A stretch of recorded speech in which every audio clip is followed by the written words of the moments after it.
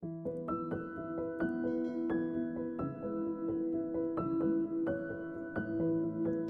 kana lakum fi Rasulillahi uswatun hasanah. Sungguh ada pada diri Nabi sallallahu alaihi wasallam suri teladan terbaik untuk kita. Maka jika antum misalnya hadir momentum kelahiran Nabi sallallahu alaihi wasallam, maaf, biasanya kalau ada momentum-momentum tertentu orang bersemangat untuk mengingatnya. Silahkan cek. Hari pahlawan, ingat para pahlawan. Hari pahlawan berakhir, tidak ingat lagi. Hari kemerdekaan, ingat sampai pinang dipanjat-panjat. Ya, begitu dipanjat, kenapa panjat pinang? Masya Allah, menghormati pahlawan. Pahlawan sampai naik panjat pinang.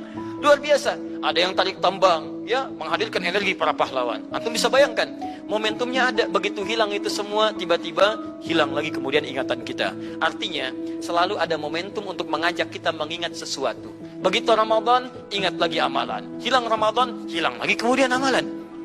Nah, jadi apa yang terbaik dihadirkan? Ketika ada momentum itu, maka para ulama kemudian mencoba untuk menampilkan nilai-nilai tadi untuk mengembalikan kita pada tuntunan Nabi sallallahu alaihi wasallam. Maka ditulislah kemudian sirah-sirah Nabi, disampaikan untuk mengenalkan Nabi Muhammad sallallahu alaihi wasallam. Mumpung mereka ingat, disampaikanlah pengajaran-pengajaran tentang Nabi, disampaikan ada pujian-pujian salawat kepada Nabi. Kalau yang dimaksudkan tentang nilai-nilai ini, maka dari dulu sudah ada. Sudah ada. Dan yang sudah ada ini tidak dibatasi dengan waktu. Bukan muncul Rabiul Awal saja.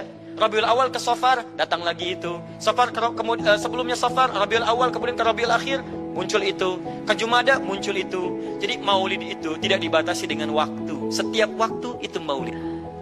Maulud tidak dibatasi dengan waktu. Setiap waktu itu maulud. Tapi kalau ada momentum bersamaan dengan waktu kelahirannya, kemudian kita hidupkan untuk mengenal kepada Nabi dalam bentuk yang tadi disunahkan dalam Al-Quran dan Sunnah, itu tidak ada masalah.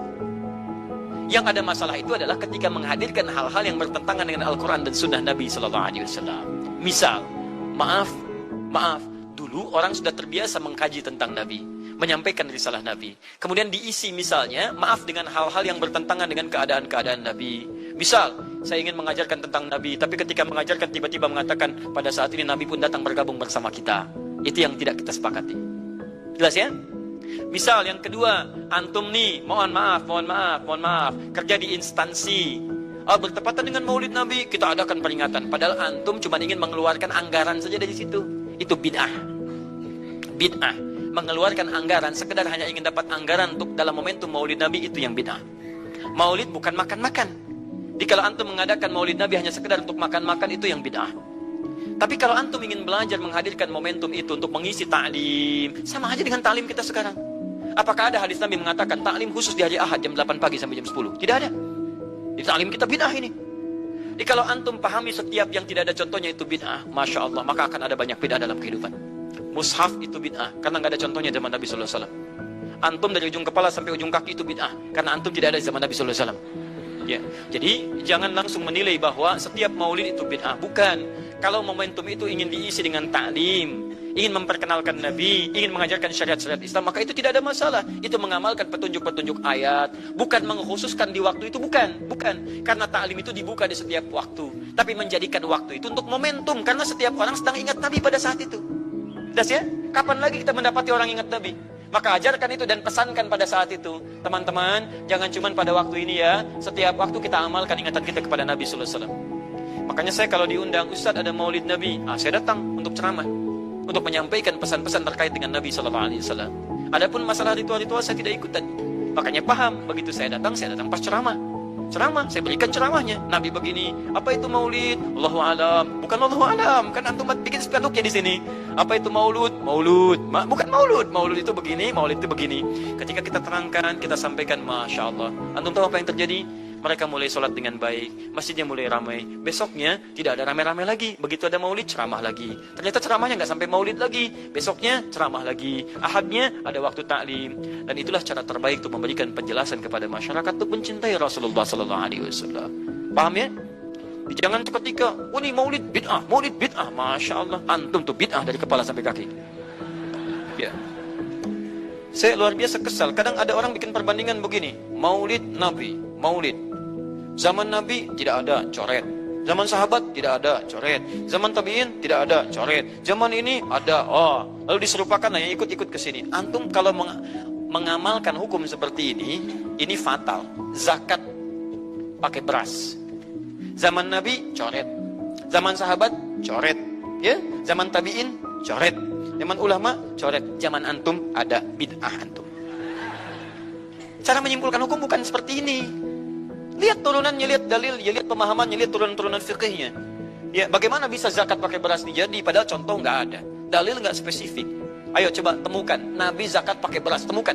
Kalau antum menemukan, Masya Allah, saya bermohon kepada Allah supaya Allah mempercepat hajinya antum dan masuk surga tanpa hisab.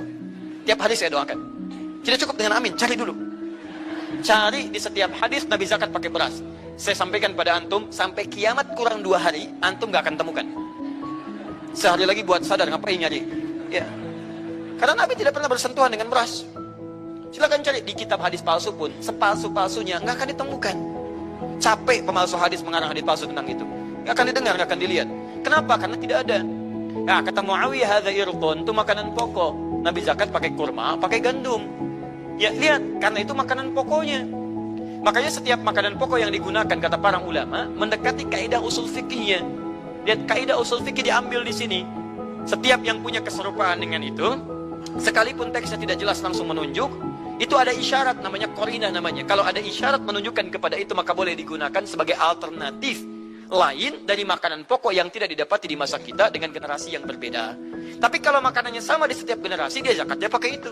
Makanya orang Arab sampai sekarang pakai kurma, ada yang pakai gandum. Kita makanan pokoknya bukan itu. Antum makanan pokoknya apa? Beras, Masya Allah, beras. Baik pemirsa, beras itu makanan pokok bagi hewan yang bertembolok, ya. Ayam, bebek itu beras. Baik, makanan kita nasi. Dan nasi bersumber dari beras. Baik, nasi bersumber dari beras. Jadi kalau kita ingin zakat pakai beras, boleh tidak? Nah, lihat bagaimana cara pendekatannya. Dalil belum ditemukan aslinya. Seperti maulid tadi, menyikapi dengan taklim macam-macam, nggak ada nas aslinya. Tapi korinahnya ditemukan, sama-sama makanan pokok, sama-sama taklim, sama-sama meminta untuk ikut ajaran, sama-sama mereka ingat tentang Nabi SAW. Maka semua hukum itu kita terapkan, jadilah hukum terapan dalam kehidupan kita. Paham? Dan itu tidak disebut dengan bid'ah. Jelas ya?